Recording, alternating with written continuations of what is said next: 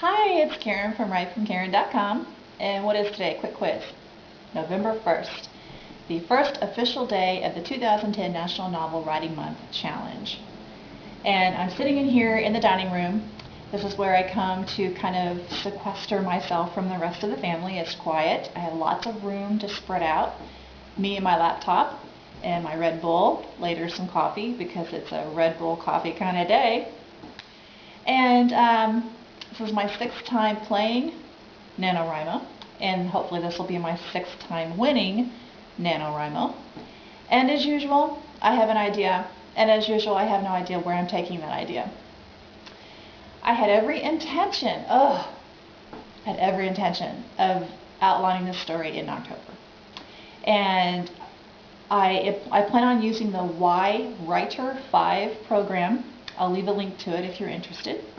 It looks like a really nifty program. It has a lot of different areas you can go and fill out some characteristics for your characters and plot ideas and scenes and things like that. I had every intention of going in there and filling out this information. But, there's always a but, isn't there? Jazz, my younger son, plays saxophone in his school marching band.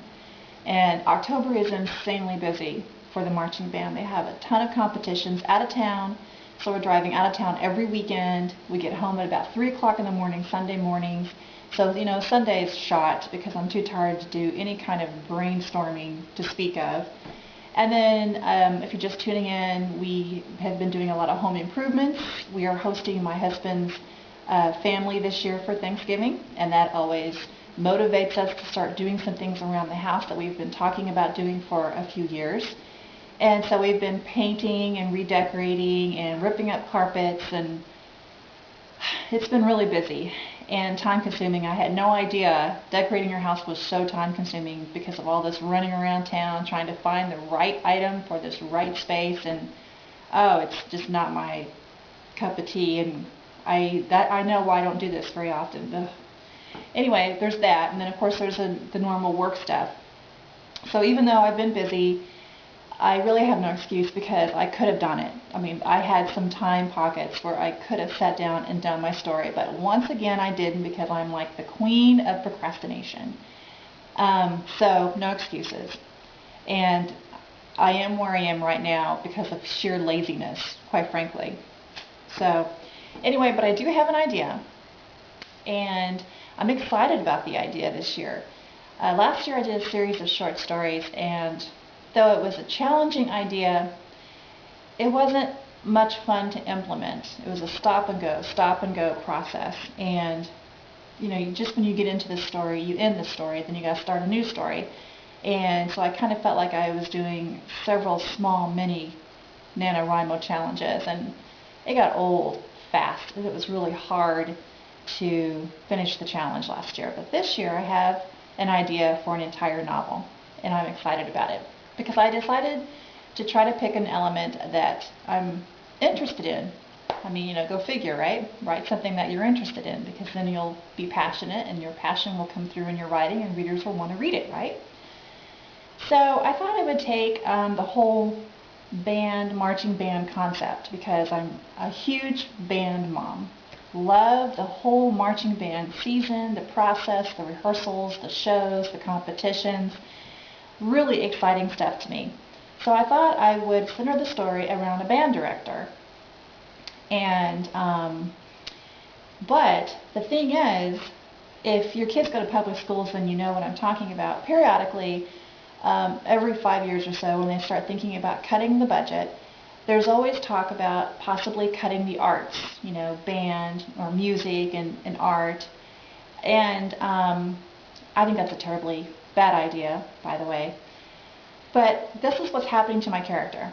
And in an effort to save her program and to continue teaching what she teaches, she has agreed to allow a camera crew to follow her around for 1 year to document her process and her teaching methods and so forth, because she's going to be this this award-winning teacher, and a lot of the students love her because she's a great teacher and blah blah blah.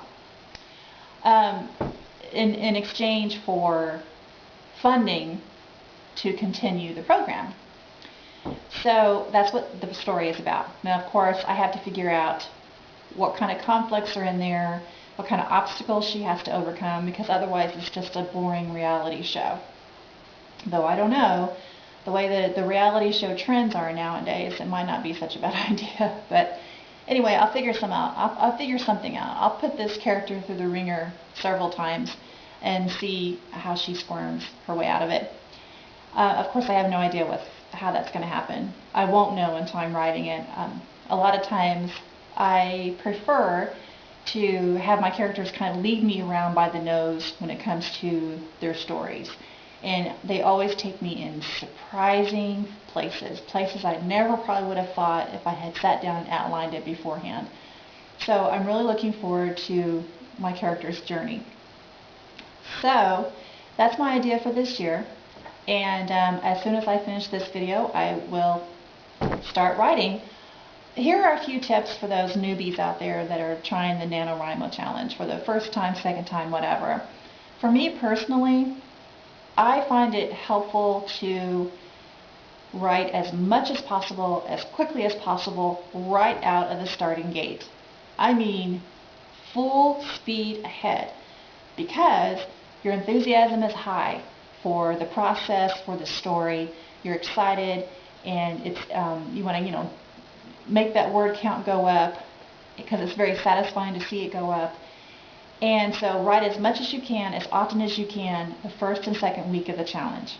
Trust me on this, because when that third week comes around, for me, that is the hardest week to get through, because the enthusiasm is starting to ebb a bit, and Thanksgiving's coming up, so my attention is being diverted by the holiday. At least it will be this year, since I'm hosting the dinner and I've got a ton of things to do. Housekeeping, baking, cooking, planning, what have you. So the third week for me is terribly hard to get through. And that is the week that I'm always thankful that I have padded my word count up until that point, because I don't do a lot of writing in the third week. So by the time the fourth week rolls around, I have either gotten to the point where I need to be at that time period for the fourth week, or I'm behind. So the fourth week is usually just one last adrenaline rush for me, and I'm furiously typing away, trying to get to that 50,000 word mark. So if you're doing this for the first couple times, or even if you're a veteran and you need some advice, I mean, write your fingers off the first couple of weeks. Trust me on this. Also, I think it's a good idea, if you can hack it, if you can handle it, is print off your pages when you're done, because it's very, very satisfying to see those pages grow over the weeks. Put them in a notebook so you have a physical reminder of all of your work that you've done. And that is a motivator, because you see it growing and you want to make it fatter and thicker. So you write more and you print off more and you add to your notebook, and it just keeps getting bigger and bigger. So that's another piece of advice. Also, if you can find a picture of your characters, that's also very helpful. I don't know, I get a personality idea of just looking at a picture. It can be a picture of like a magazine model, an interesting picture you've seen online, whatever. But I find that very helpful, to have an actual picture to look at and to envision that as my character. So anyway, those are just a few tips. There are probably more. If I think of them, I write them down. But those are things that help me get through the challenge each year. So I think I've taken up enough of your time, and I'm going to let you get back to writing. And I'll leave a link to my profile page on the NaNoWriMo website if you're interested in adding me as a buddy or keeping track of the word count. I'll also have a little word count graph on my blog in case you're interested in seeing what kind of progress I have. I also plan on either vlogging or making an audio tape of some excerpts of my project, so you can kind of get an idea of what kind of story I'm going for here. It's going to be a romance genre, because I like romance. I don't know if I consider myself a romance writer, but that's definitely the genre that I'm interested in the most. So that's where I'm going to slant the story. Anyway, so that's it. That's all I have to say about this year's NaNoWriMo project.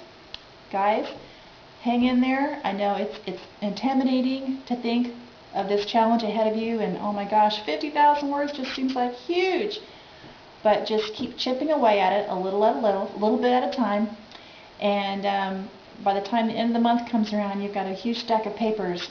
You will be very proud of yourself, of your accomplishment, as you should, because that's, thousands of words more than you had before you began the challenge. So good luck, and I will talk to you soon.